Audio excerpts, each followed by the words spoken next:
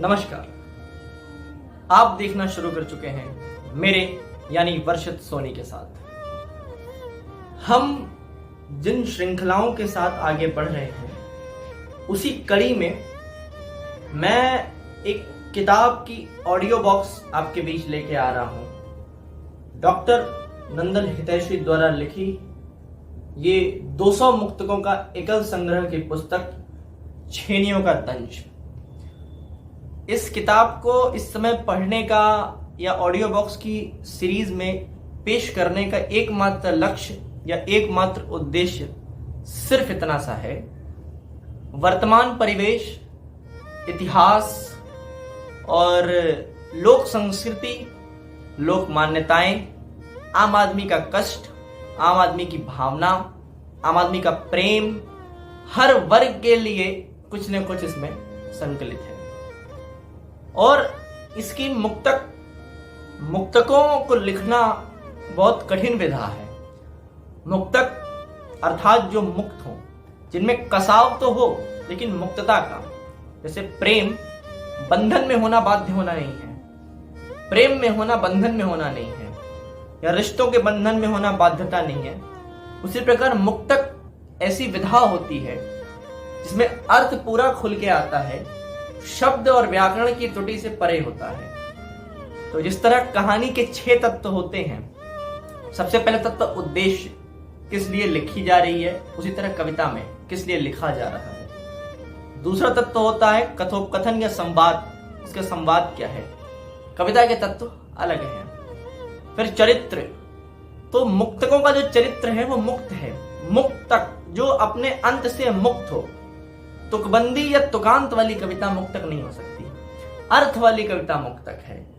तो मैं ये 200 मुक्तकों का एकल संग्रह है और मैं इसको छोटी छोटी वीडियो के फॉर्म में ऑडियो बुक्स के नाम से प्लेलिस्ट मिलेगी, आप उसमें देख सकते हैं। और आपको एहसास होगा कि एक लेखक जिस गहन चिंतनशीलता में डूब के सोचता है, उसकी कलम उससे ज्यादा गहन सोच को अपने आंसुओं से जब वो लिखता है तो आपकी भावना को किस तरह कागज पर उकेरती है और आपके मन के अंदर तक चली जाती है। जैसे पानी में कोई शहद की बूंद हो, वो पूरी नीचे चली जाती है और घुलती भी नहीं है और मिठास भी कम नहीं होती है। तो ये विधा है मुक्तक। तो चलिए शुरू करते हैं। हम डॉक्टर नंदन हितैषी द्वारा रचित इस किताब छेनियों का दंश पेश है सिर्फ आपके लिए। तो सुनिए इस पुस्तक का सबसे पहला मुक्तक। सांप्रदायिकता के दौर में क्या करारी चोट है कि इस दौर की सच्ची कहानी लिख सके तो लिख, जिंदगी है आग पानी, लिख सके तो लिख। मुल्ला पंडित पादरी सब अखाड़े बाज हैं, आज बस कबीरा की बानी, लिख सके तो लिख। अगर कूकती हो कोयल कभी भी काग मत लिखना, मजूरा थक के सोया है अभी तुम जाग मत लिखना। नसीहत कर नहीं सकता तुम्हें किंतु कह तो सकता हूं, जहां लिखा हो बारूद कभी आग मत लिखना। नदिया का यह बहता पानी कुछ तो कहता है, नदिया का यह बहता पानी कुछ तो कहता है। बीती राम कहानी का हर दुखड़ा सहता है, बीती राम कहानी का हर दुखड़ा सहता है। धारा के विपरीत सदा जिंदगी तैरती है, धारा के विपरीत सदा जिंदगी तैरती है। धारा के अनुकूल हमेशा मुर्दा बहता है।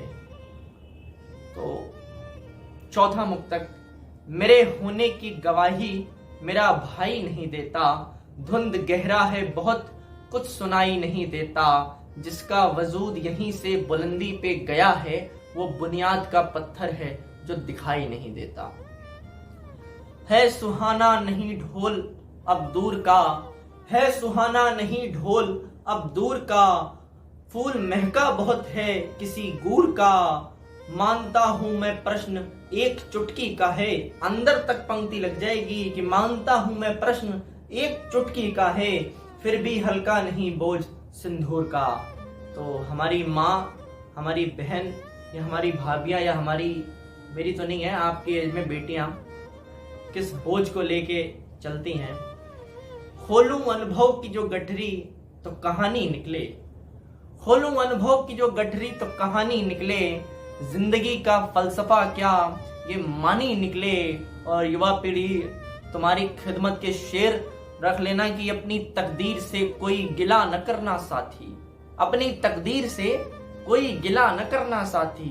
तू रेत निचोड़े तो पानी निकले, तू रेत निचोड़े तो पानी निकले। कि सन्नाटा चीखे तो कुछ होने का खतरा है, सन्नाटा चीखे तो कुछ होने का खतरा है। बाहर अंदर घर आंगन कोने का खतरा है। अगर चलन हो ठीक अंधेरे में रास्ता सूझे, वरना उजियारे में खुद को खोने का खतरा है, वरना उजियारे में खुद को खोने का खतरा है। बीती हुई बातें जो कभी ख्वाब सी लगें, बीती हुई बातें जो कभी ख्वाब सी लगें। जो छितर गया है वो बेहिसाब सी लगें। सहेजना मन से और पढ़ना बहुत जरूरी है। जिंदगी बुजुर्ग की किसी फटी किताब सी लगे।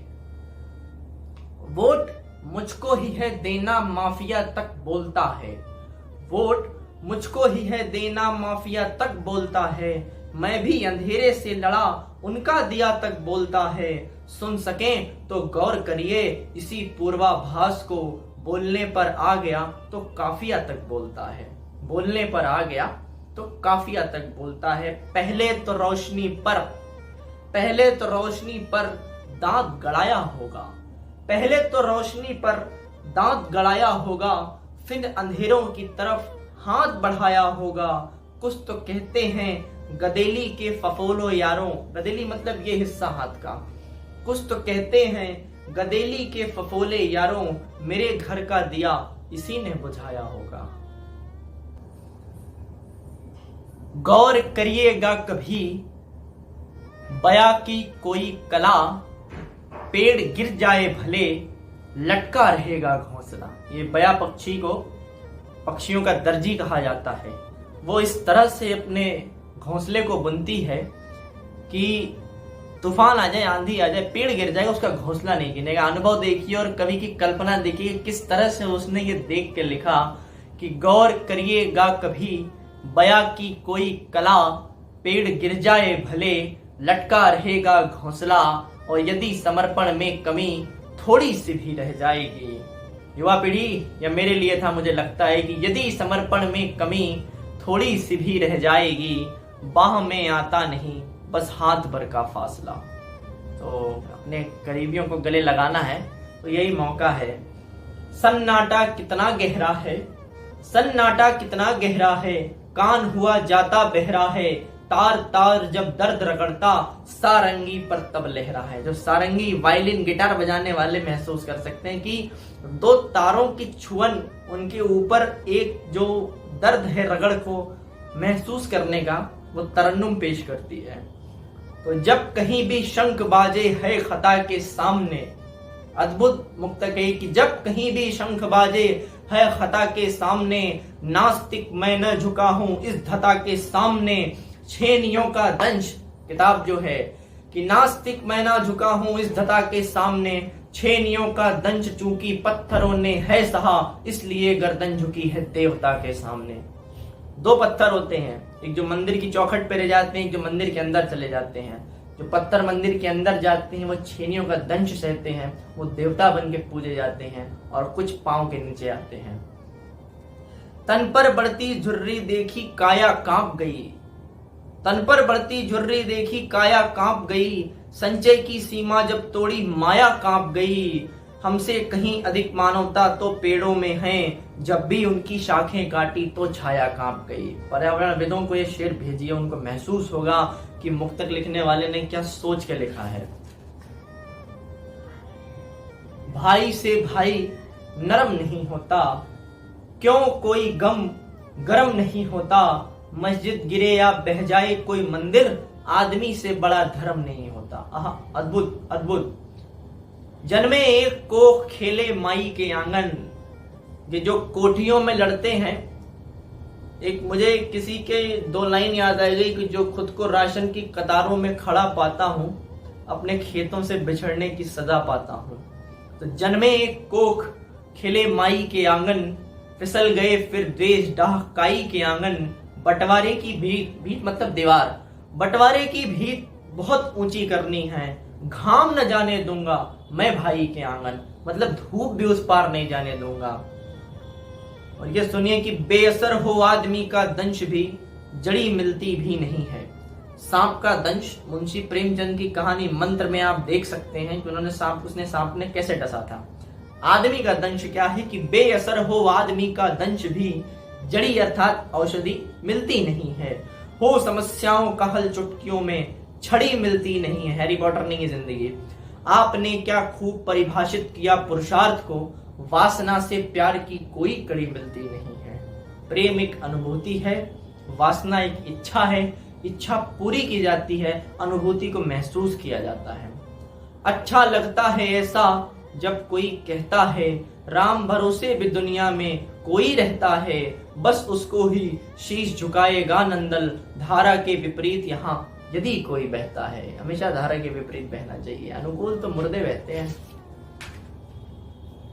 क्या सुनाऊंगा तुम्हें इस भीड़ सरकारी में मैं, ना बिका हूं आज तक महंगी खरीदारी में मैं, उस बड़ी महफिल से साथी दूर ही रखना मुझे, गा नहीं सकता कभी कुछ राग दरबारी में मैं।